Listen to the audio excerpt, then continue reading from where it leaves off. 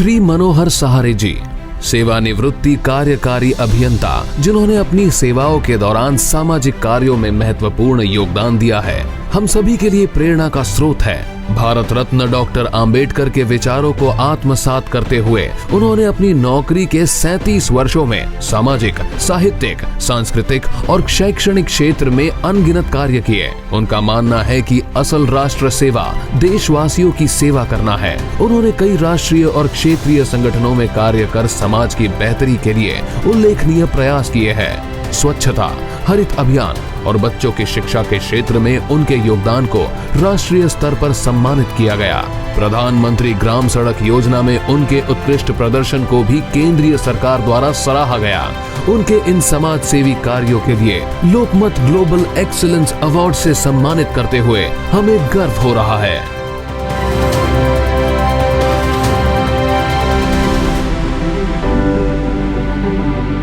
मनोहर रामकृष्णा शहारे।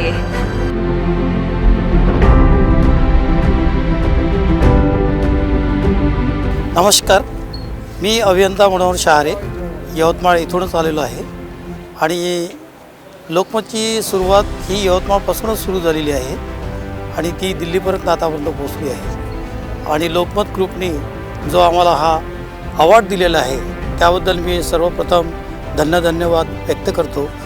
मित्रांनो, मी सन्माननीय स्वर्गीय जवाहरलालजी दर्डा सर यांना लहानपणी बघितलेलं आहे, त्यांना जवळून बघितलेलं आहे आणि लोकमतचं जे कार्यालय आहे ते यवतमाळ येथे पृथ्वीवंदन या इमारतीमध्ये आहे।